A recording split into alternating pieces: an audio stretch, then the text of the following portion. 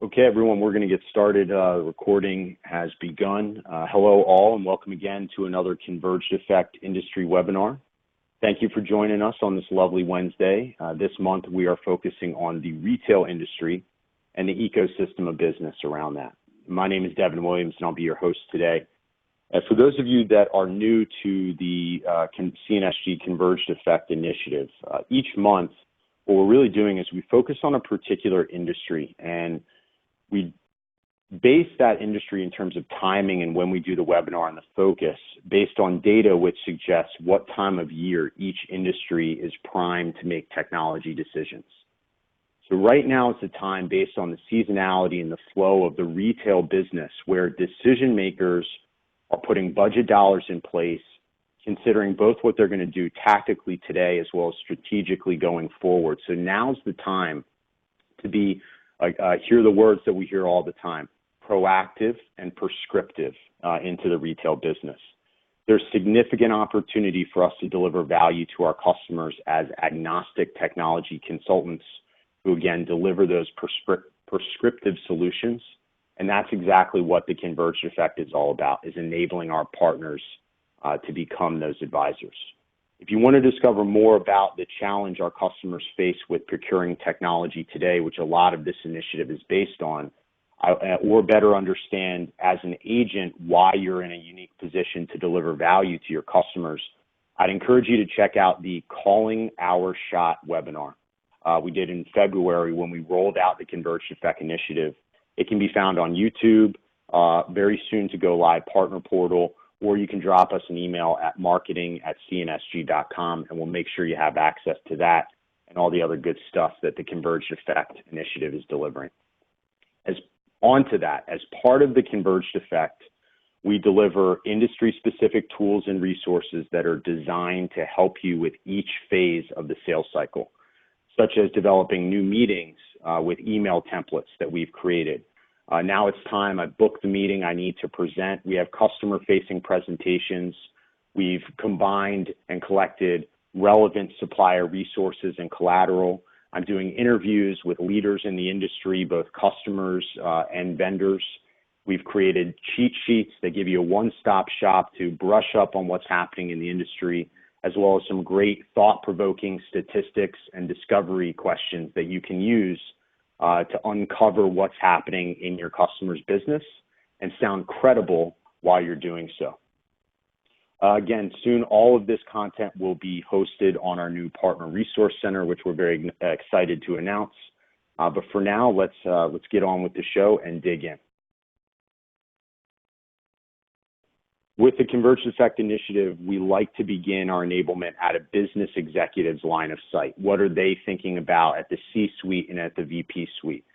This type of knowledge is exactly how you earn your seat at the table to discuss business outcomes, right? Not just this widget or that wrench turn or that product, but business outcomes, and then deliver as a consultant those proactive and prescriptive solutions that deliver those business outcomes. First, we'll begin by identifying the larger macro trends like we do each time. Let's start at the high level. Then we start to double click. We start examining from a technology standpoint how the industry is looking to take advantage of the current economic climate. And we explore the technical challenges preventing companies from doing so.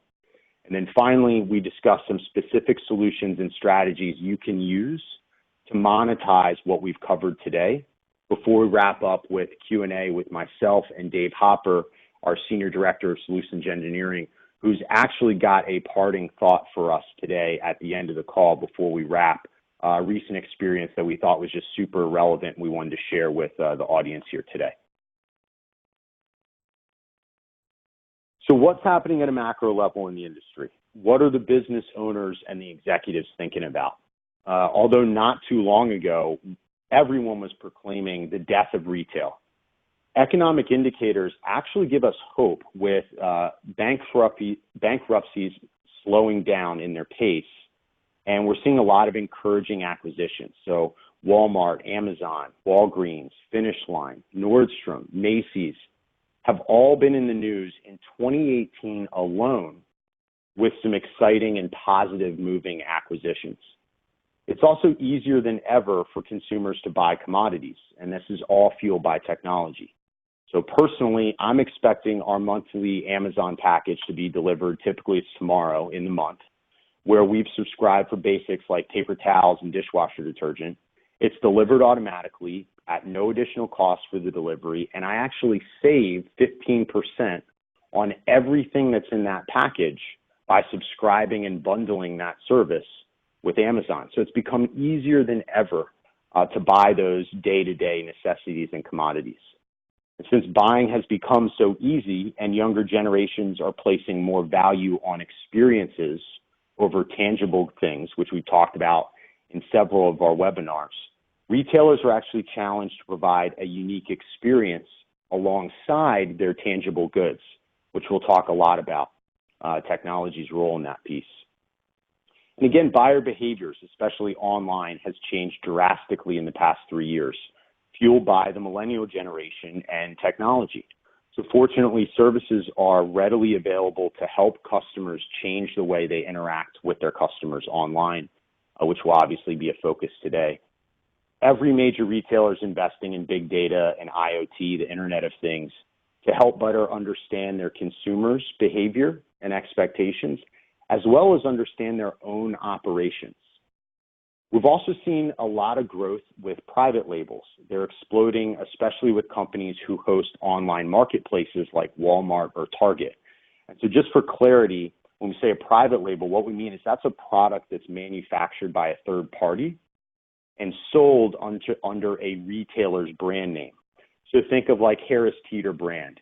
They don't actually own the distribution and creation of those goods, but they get to slap their label on it, same as Target branded grocery items. So they don't make the goods, they just put their brand on them. So we're seeing a rise in private labels, and that's certainly causing some disruption in the industry. So dovetailing off of that disruption, individual retailers are trying to find ways to differentiate in a world of online malls and marketplaces, where another party controls everything and has their own brands. So if I want to participate in Walmart's online mall or marketplace, not only do I have to compete and differentiate with all the other vendors that are available to the consumer, but now all of a sudden I've also got Walmart who's trying to not just be the marketplace, but they want to participate as their own private label, which we just discussed. So that's very challenging. How do I make sense of that? How do I, as an individual brand, make sure that my brand and my image is maintained in a marketplace where I control nothing? And then finally, compliance and security, right? That's not going to go away, especially in this industry. It's particularly painful for the retail industry for a number of reasons, which we're going to discuss. So the good news is, and there's always good news at the end of this, retailers are embracing technology as a differentiator, and I would argue faster than any other industry or sector, which we'll talk a lot about. So the first big trend, as we always do, let's double click on some of the things we just talked about that are happening in the business world and make sense of them from a technology standpoint. So number one, there's a huge drive towards bringing customer data and experience together into one single platform, and that concept is called unified commerce. So unified commerce allows retailers to proactively interact with their customers exactly how and when their customers want to be sold to. So as an example, I click on a Facebook ad for a green drink that looks really interesting, but I never visit the website. 2 weeks later, I finally get onto the website after seeing the ad pop up for the fourth or fifth time on Facebook. Marketing now sees that impression and buckets me into a specific campaign where they send me a discount for the product I viewed a couple weeks ago, and they thank me for, quote unquote, supporting them on Facebook. Now, I, as the consumer, know that this retailer is aware of my presence, is aware of my interests, and is personalizing the sale to me and what I care about, instead of just email blasting me with spam and hoping that something sticks. Then on top of that, the vendor, the retailer, collected all the data across my entire experience, and they can apply that data to other people with similar demographics And they can also apply that data to upsell and to resell me proactively.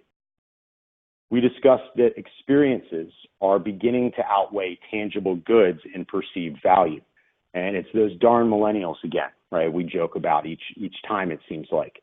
Now retailers understand they must create a unique experience in their stores if they hope to continue brick and mortar sales. So things like in-store events, virtual mirrors, digital showrooms, these are all concepts and examples of extending this brick and mortar experience. However, these initiatives also bring more demanding and mission critical services to the edge, which we'll discuss. So if I'm pouring dollars into reimagining the brick and mortar experience and leveraging technology as a way to do so, I've got to also understand that formerly what was probably not a mission critical edge or store environment, maybe a couple of devices, a POS machine, a phone, now I've got mission critical services that are tied to my brand and my image. So how do we support those at the edge? And that requires a shift in mindset. So continuing the tech trends, what else is happening?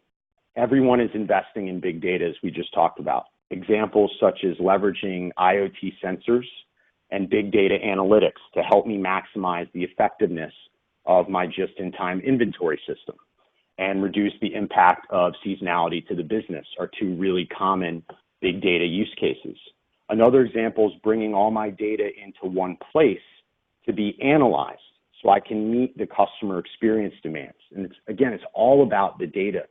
And retailers collect and have access to more data than most verticals, which brings us to the next item on the list, compliance and cybersecurity. Retailers have lots of data on us. And now as the number of channels and payment types grow exponentially, retailers are facing more scrutiny than ever for how they secure and what they do with our data once they've secured and collected it. They're also facing growing threats as their attack surfaces proliferate. More channels, more devices means more attack surface that these retailers have to protect against and protect their consumer data from. And finally, retailers are looking to the clouds. We're seeing this everywhere from a cloud adoption standpoint. Retail is, by and away, a leader in the cloud adoption space. And if you think about it, it makes a ton of sense, right? Cloud can help me with performance, cost control. A big one for retail is scale and seasonality. Why should I maintain, let's say I need 100 units of compute for my peak season all year long? I high watermark at 100 units of compute. Why would I maintain 100 units of compute from a cost standpoint throughout the entire year when I really only high watermark twice a year to 100, and most of the year I hover around a requirement of 10? Well, cloud gives you the ability to scale and to offset a lot of the costs that start to eat away at margin when retailers look at seasonality. Security, compliance, integration, all of these are made much more easy through cloud. But the question that everyone is, okay, that's great, but where do I start?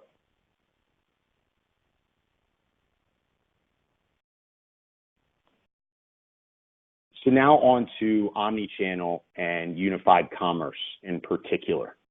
So as we mentioned, consumers buy today drastically different than they have in the past. And we've talked about in previous webinars how much the buyer expectation has changed. Instant responsiveness expectations, personalization, et cetera.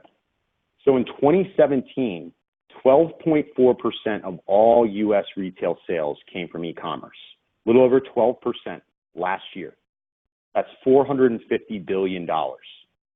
Online sales has tripled since 2010, and on average has seen year-over-year growth around 17%. E-commerce, year-over-year growth around 17%. Over that same period, the average yearly growth of in-store sales in the U.S. was 1 to 3%. So online is expected to make up at least 17% of all U.S. retail sales in the next few years, up from, again, that 12.5% total market domination today. That 5% equates to somewhere between $200 and $250 billion in e-commerce market growth over the next couple of years. So it's no surprise with the move towards dollars shifting to e-commerce that companies are investing in all sorts of ways to monetize the online shopper and to meet the modern day buying expectations. But it's not just about online dedicated marketplaces or stores. What about all the other channels we interact on and are influenced by? And I don't just access these retailers on their TV ad or through my laptop or desktop. Now there's smartphones, tablets, wearables, trackers, etc. All of these, along with social media, need to be taken into account when we really think about quote-unquote omni-channel and unified commerce. So social media, as an example specifically, is the #1 influencer on subscription sales, which we discussed are a very big growing factor in retail. More and more of these subscription services are being released, whether it's a standalone box service that delivers you a month worth of clothes and new outfits or perfume or whatever, all the way to the Amazon example that I gave you. Buying those commodities in a subscription-based service where someone else is taking care of it is very attractive to us as consumers, and we're being heavily influenced by social media. So social media in that perspective in particular needs to be taken into account when we think about omnichannel. And so bringing all of these channels and associated data into one platform, again, that is the essence of unified commerce. It allows me to interact with my customers exactly when and how they want to be engaged. And if you think about it, if your store system and your marketing and your customer support aren't talking, right? So store system, marketing, customer support are not in communication. We're not capturing data from multitude of channels. A very simple example is I came into a store, I had an issue. I called support when I got home. They had no record of my issue, which didn't make me super happy to have to explain myself all over again.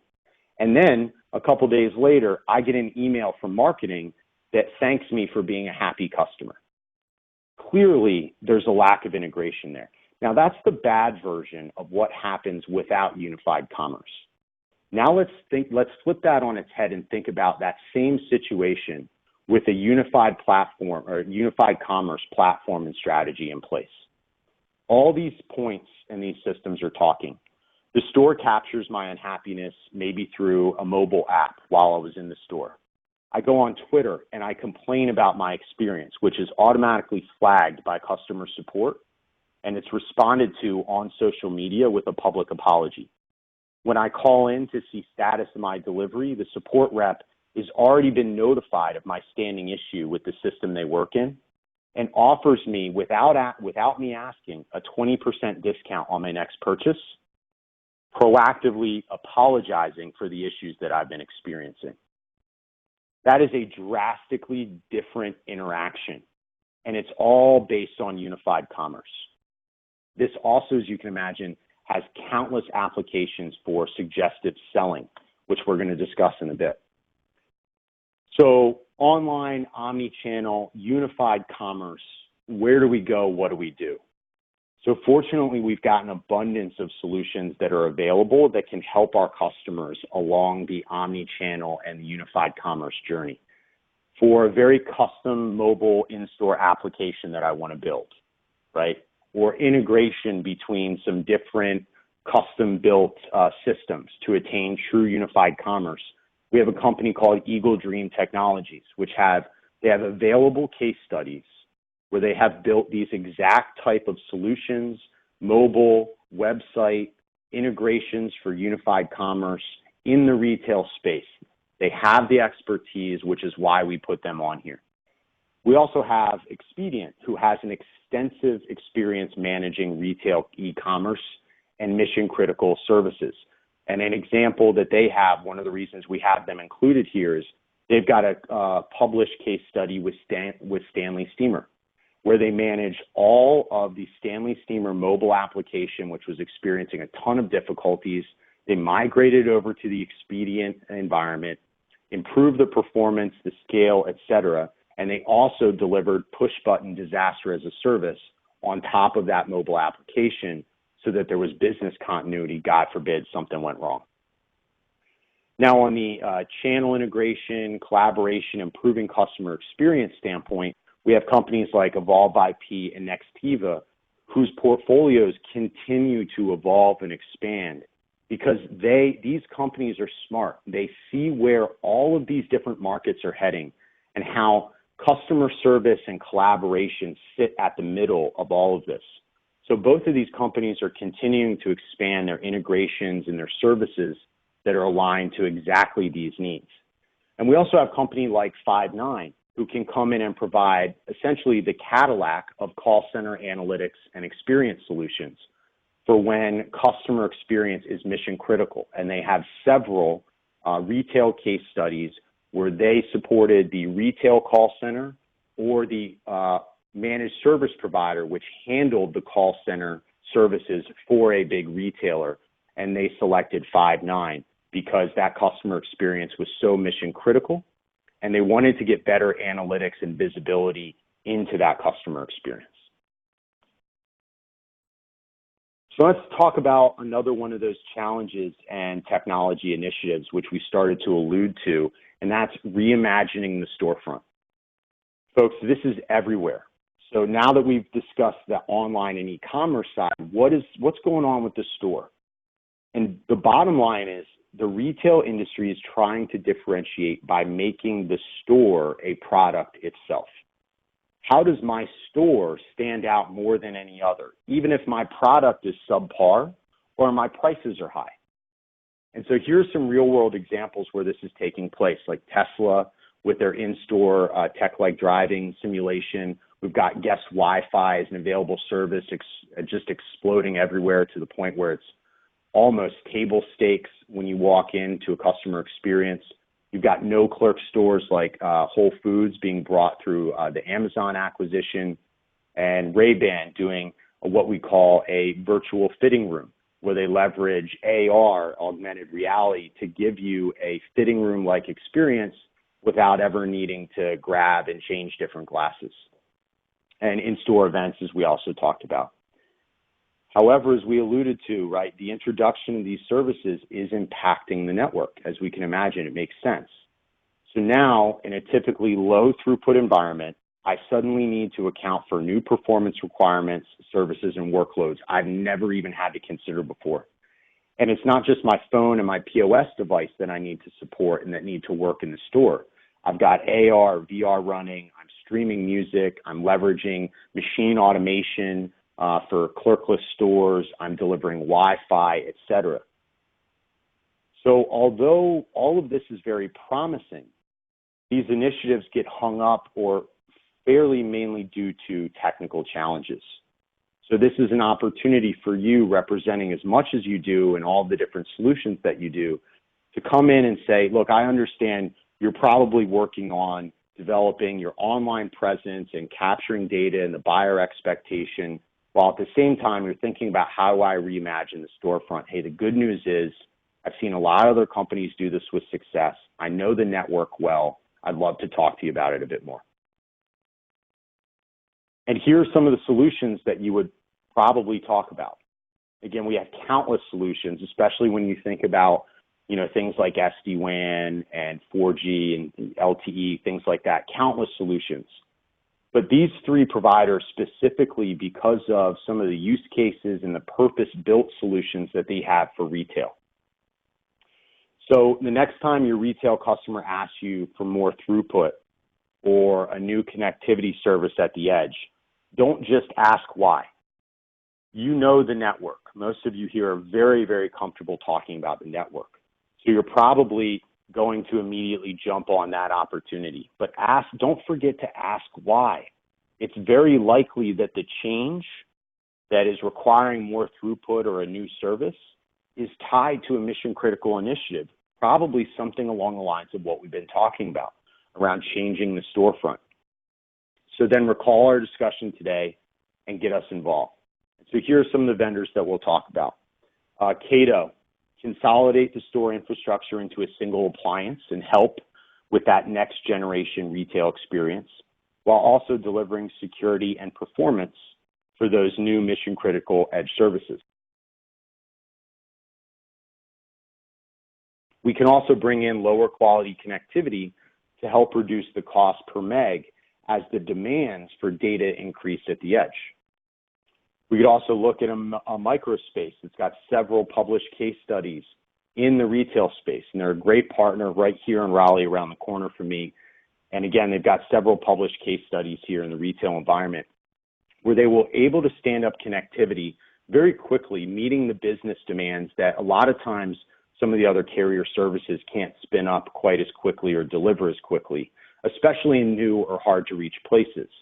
And then they've had a lot of success then creating confidence in the customer's critical edge services by moving that what was a primary service because of the time and speed to deliver, and moving that to a backup or a failover that's available anytime to support that service.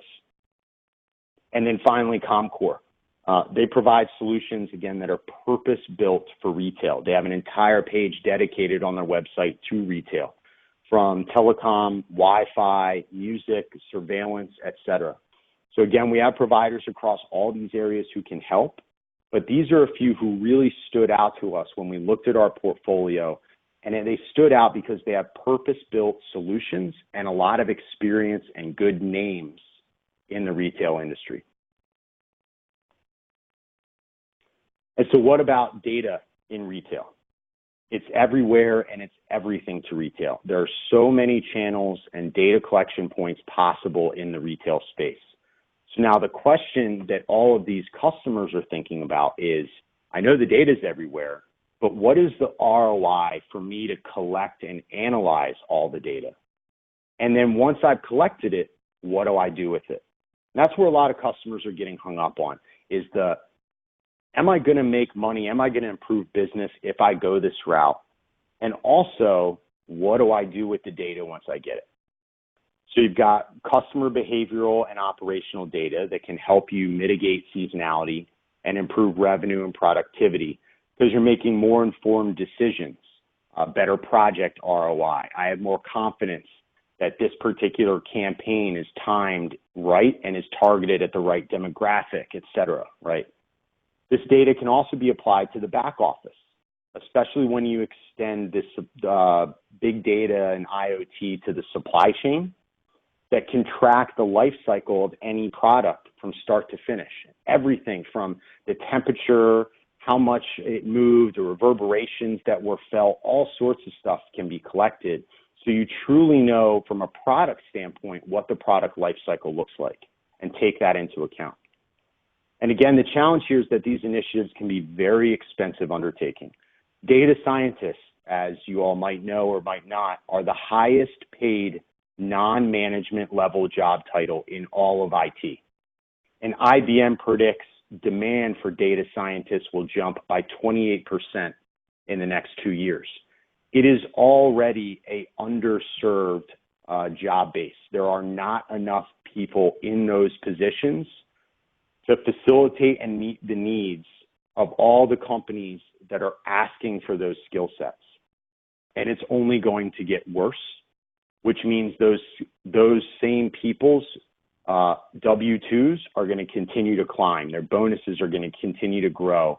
And that makes the barrier to entry that much more difficult to get over for companies that want to attack data science and big data. Most analysts think it's going to take somewhere between 10 and 15 years for the business to catch up to the point where there's enough data scientists available in the market to meet the business demand. It just hasn't gotten there yet. So that's a big challenge for a lot of companies. On the other side, outside of just the cost, within my own organization and my own organizational framework, how do I integrate IT, marketing, and operations to make the most out of the data we capture? Where do we store the data? How do we analyze it? These are all pressing questions for our retail customers to think about and that they are thinking about. So let's talk about some specific use cases that we're seeing very commonly, when it comes to leveraging big data in retail. And the number one is suggestive selling, which I said we would talk about. So think about it. I want to capture data on a customer or a prospect. Then when I identify them in a potential buying stage in my store or in an online channel, I want to proactively sell to them based on the behavior, the preferences, and the habits that I've collected on that customer or prospect.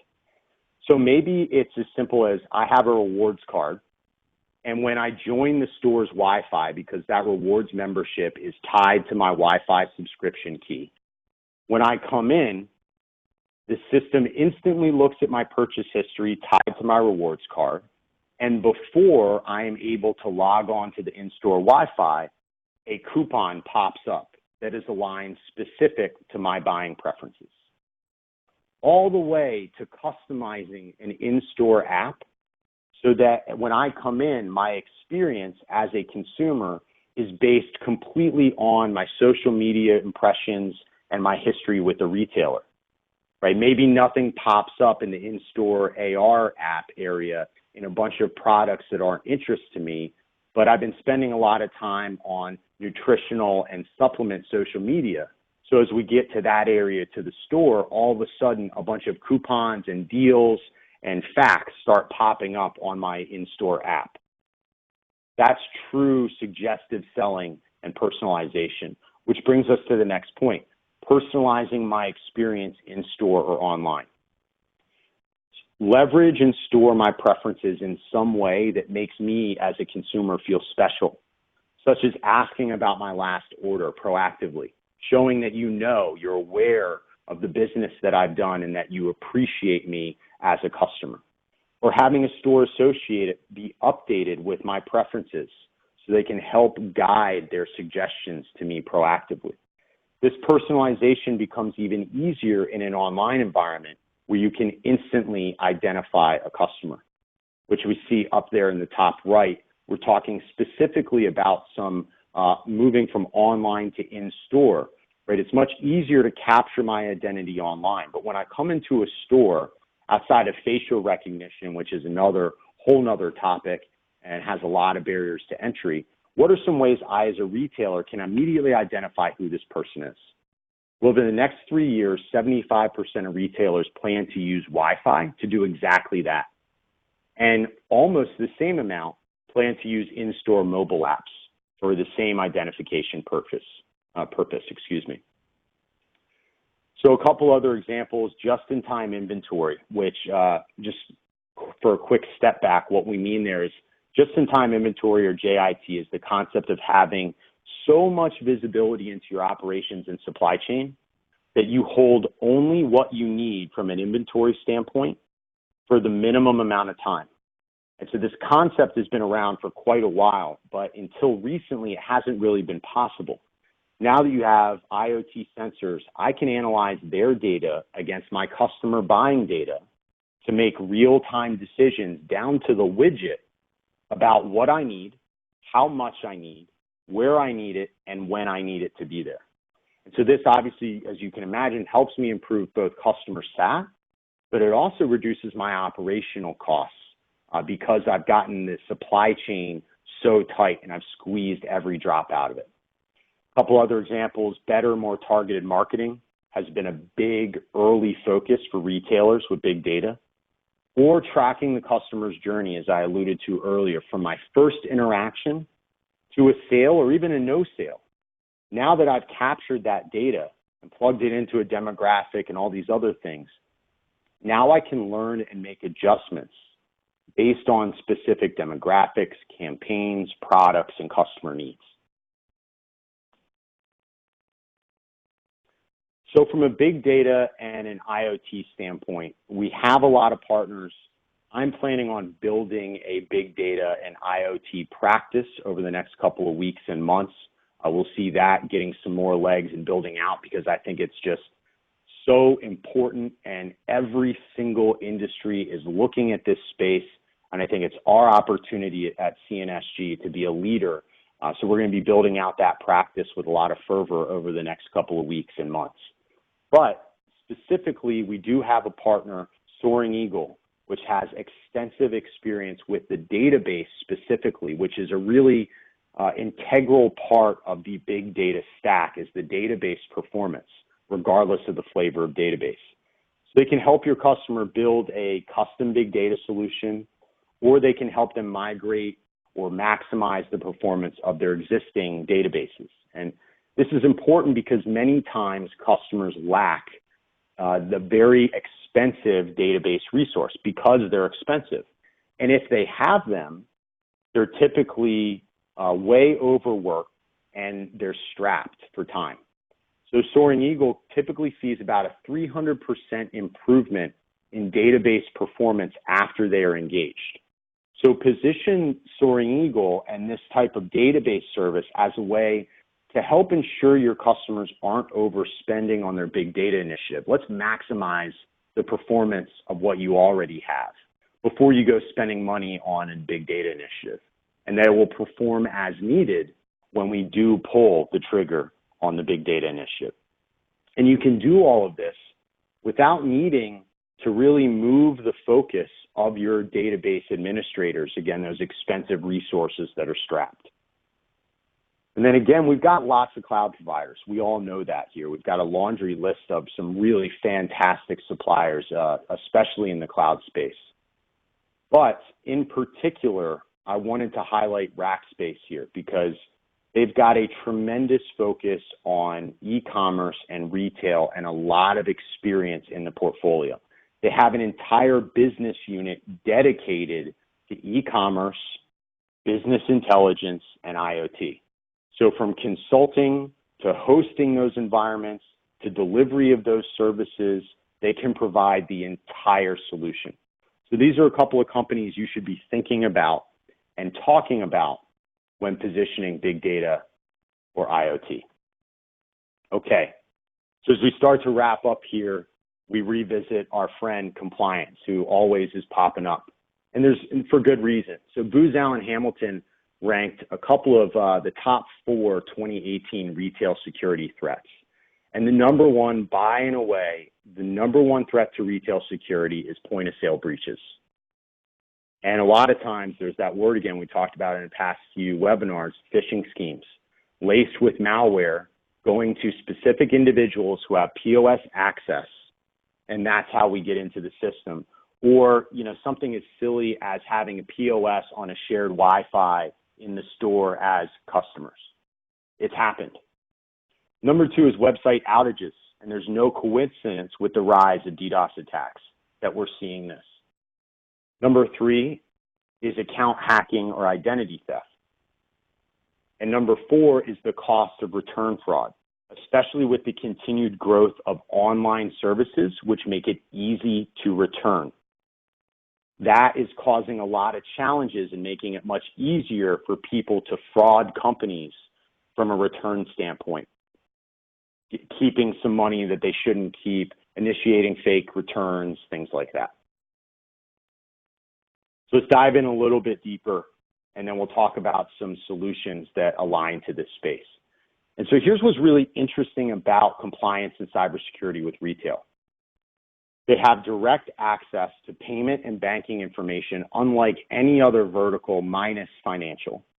They collect more data than any other vertical and have more interactions with their consumers across all channels than any other vertical.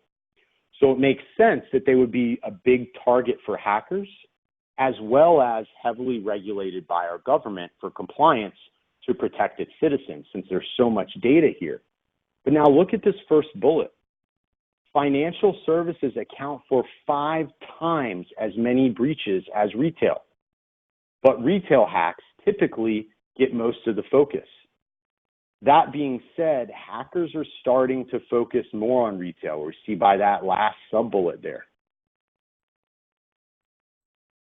especially with the increased usage in cryptocurrencies. A lot of security pros think that with the rise of crypto and as retailers start to take some of that on, we're going to see more of those threats rise in the retail space, right? Just one more payment option.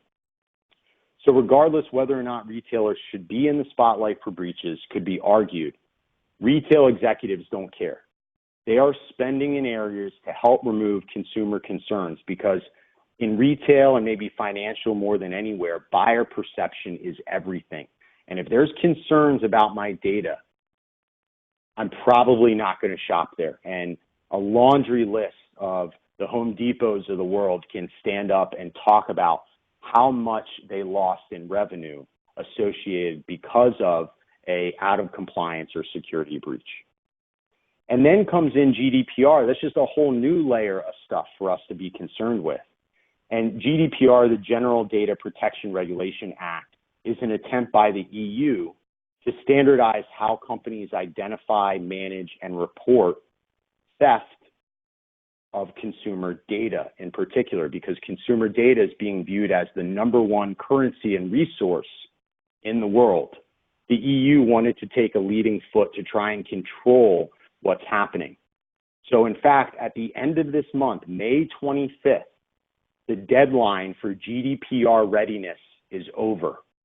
And the GDPR will start looking at any company that collects consumer data in the EU and expecting them to be able to meet their mandates.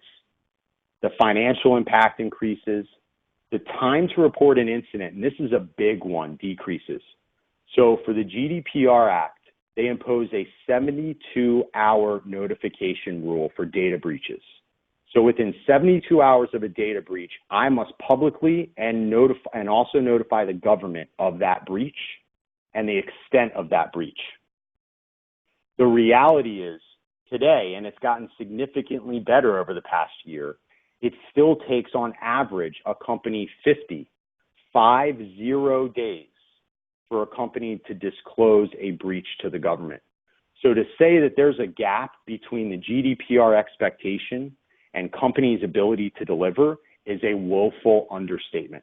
And a lot of companies are really concerned about this. In fact, I've had some conversations where companies are just setting compliance suit money aside because they just know they're going to experience growing pains and probably get pulled into a couple of litigations around GDPR. They just know it. So they're setting the dollars aside. Not even to solve the problem, just almost as like their own insurance plan. And then finally, on top of all of this, we have distributed denial of service or DDoS attacks, which cripple entire networks and services.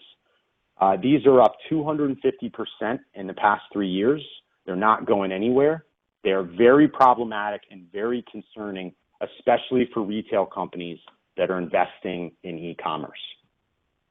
So where do we go? What are some companies, some solutions we should be thinking about and looking at? CenturyLink and Masergy are two suppliers in particular who excel in some of the areas we just discussed. Many times they're engaged post-attack to help mitigate maybe a DDoS attack or help identify the root cause. But they have excellent services and are even better when they're involved proactively. They have a lot of experience helping retail clients protect themselves and their customers, again, proactively, especially against things like DDoS, web, and POS attacks, as we all talked about earlier, are very critical and relevant. Our friends at Expedient and Rackspace, again, as we discussed, they both have specific focus on retail and commerce. And due to this focus, they both can deliver compliant and secure environments for your retail customers.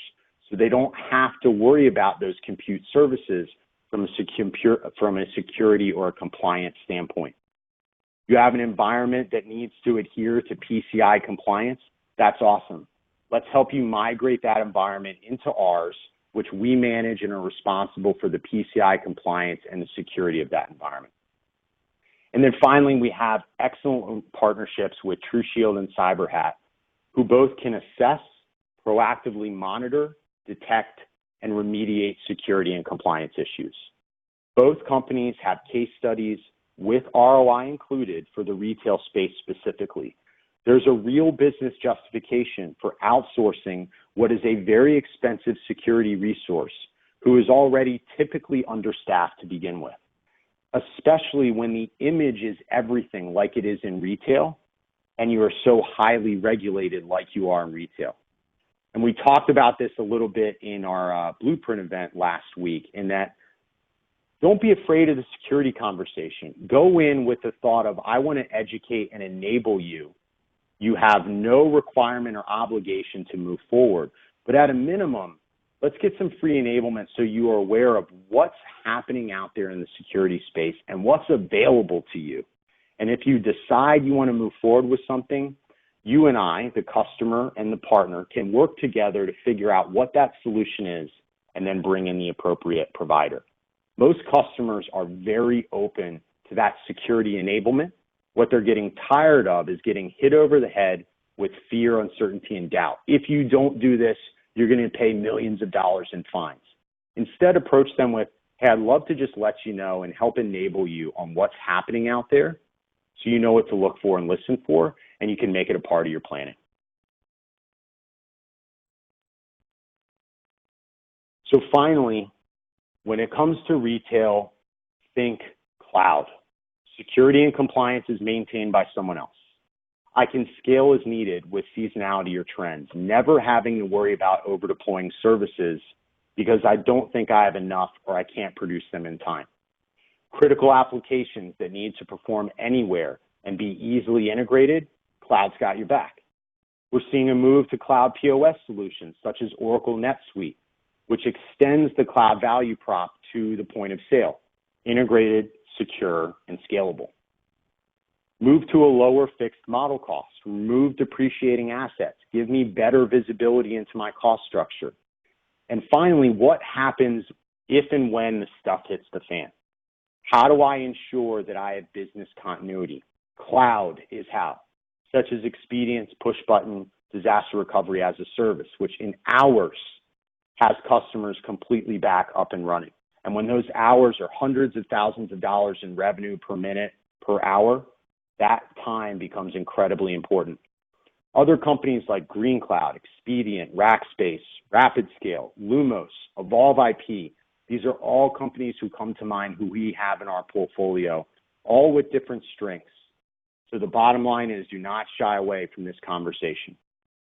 So before we go to Q&A, there were a couple of more suppliers that I wanted to talk about that have some really particular fun stuff as it relates to the retail space that I just want to highlight. And myself, Dave, channel management team, we are happy to talk to you about these solutions in more detail and introduce you to the right people in the supplier.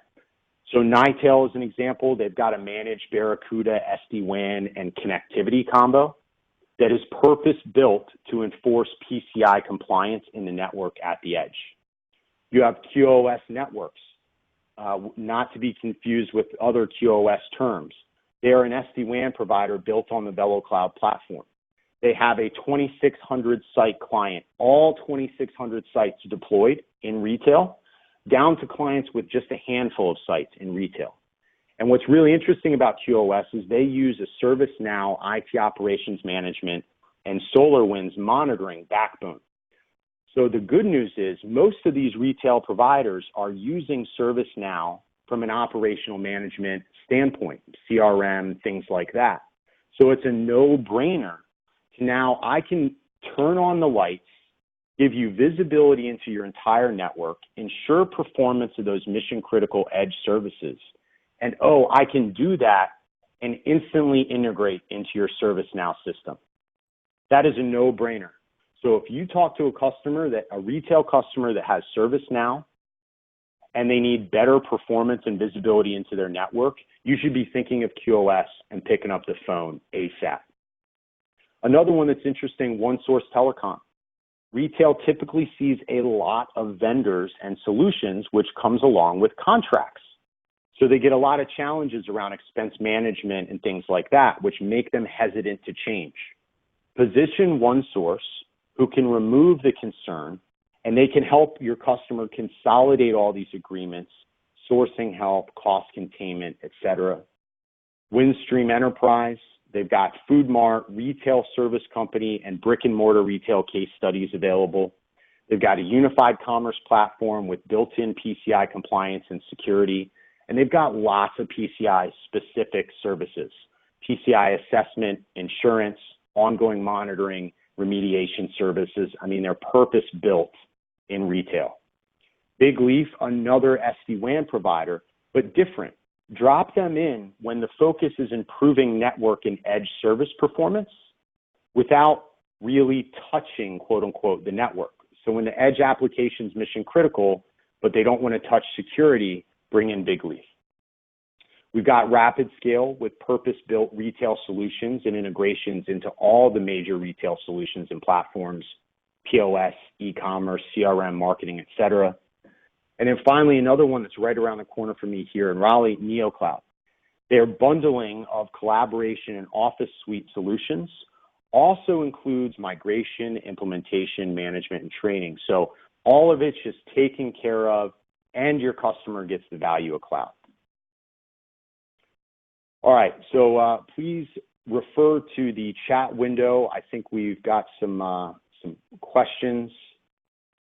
If it will pop up. There we go. So one of them is, what would you define as the big data stack? So we're talking about big data. What else is going on behind the scenes? Well, the big data stack is 4 layers. You've got your data lake or your data warehouse. That's just unstructured data, and that's all big data is. Big data as a concept is I take unstructured data from anywhere, and I apply analytics and other things that help me make sense of this formerly unstructured data that doesn't have any names or relations associated to it. So that's the data lake, right? Just toss, and the reason data lake, right? Think bottled water is like a formal database versus a data lake. Everything is just out there. It's unstructured. It's not in any containers. That data lake then moves into a storage platform where we've taken that unstructured data, we put it into storage, then into compute, and finally into a a visualization platform like a Tableau. That's the business intelligence, the analytics that goes on top. So there are compute, storage, data lake, software, every layer of the stack, and we have providers that can help along each and every layer.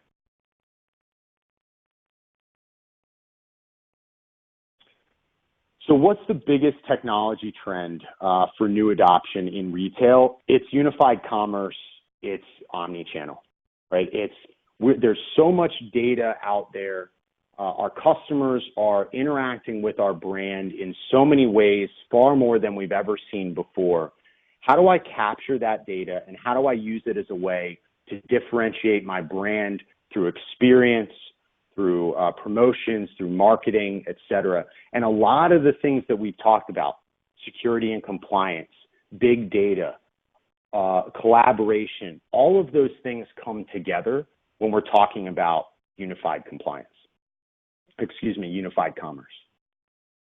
So we're going to cut it. We went a little bit longer than usual today. We're going to cut it short. Dave, I wanted to give you a chance just with your parting thoughts here, because I thought it was just so relevant, and I'm so glad you shared it with me the other day, an experience you had. But folks, before I turn it over to Dave to wrap us up for the day with a final thought, just be sure to tune in next month, Wednesday the 13th at 2 p.m., Wednesday the 13th at 2 p.m., where we'll be covering the banking industry. So Dave, you get the awesome opportunity to close us up for the day, brother. Great, thanks. No, I just want to say I'm seeing this webinar for the first time along with you guys, and I had a call yesterday with one of our partners with a retail company, over 1,500 locations. They're in every mall you've been in. And I want to say, Devin, this could not have been more spot on to the discussion we had yesterday. We're working with the procurement person, and as she told us, that she's one of 2 people in procurement for this company, 1,500 locations, responsible for everything from a procurement side, from hangers and shopping bags to their IT infrastructure, software, all of it. There's only 2 of them. So the first thing she asked is, hey, if you guys ever come across stuff that you think realistically, is a good use of technology, can show me an ROI, send it to me. I'm into it, so on and so forth. So she came out and asked for that prescriptive, proactive, right, solution, and coming to her with that. But everything you talked about, I mean, we had Eagle Dream on with us, thankfully, because a lot of what she talked about, application integration between their POS, e-commerce, and when I asked what other things are you interested in looking at, omni-channel, is the first thing that came to mind. She said, well, send me any of the stuff. I said, well, we've got 200 suppliers. That would be a rather large data dump. I don't want to do that to you. What's top of mind to you right now? And omnichannel is the number one thing. So she started talking about the social media, their app. How do they get all the information? You know, they know that their customers that use their app are their best customers, most repeat customers, spend the most. But how do they pull that information from that into the e-commerce experience, in-store experience, and all the data from that to, at the end of the day, deliver that good customer experience? Back to the exact example you gave of not knowing that they had a bad experience, right? So how do they wrap all that together? So out of that 30-minute discussion we had with the procurement person, we've got, you know, tracks to go back and talk to them with Eagle Dream about in-store kiosk experience, the learning management system for the internal piece, integrations from an e-commerce perspective, and then the omni-channel. So, I mean, and that was just from a 30-minute call and someone asking for proactive, prescriptive solutions because they don't have time. And so if you can bring that to them, they see a huge value in that relationship. Man, it's such a timely example, and obviously you're teed up for that. But the coincidence of the timing, folks, is very real. None of that is fake news, right? Dave and I were talking a little bit about the presentation yesterday, and he brought up just how true and relevant the stuff we're talking about is from a real-world experience he had just felt. So a couple of things I heard in closing. Don't be afraid of procurement. If anything, go to them. You can help them be heroes and help their day and their lives be better, getting to projects that they typically would not be able to, because to Dave's point, they're buying everything from hangers to storage, and that's craziness. Secondly, enter the conversation at the business executive level. Talk about business outcomes. Talk about things with retail like omnichannel and unified commerce. And instead of walking away with a telephony deal or a UCaaS deal, you can walk away with an opportunity to talk to multiple layers of the organization across multiple solutions and position yourself very strategically within the account. So Dave, thank you so much for wrapping up. Folks, again, we cannot thank you enough for your time and your attention today. Don't be a stranger. We look forward to hearing about your success. And again, be sure to tune in next month, Wednesday, June 13th at 2 p.m. Eastern, where we'll cover the banking industry. Thank you all from all of CNSG, and happy selling.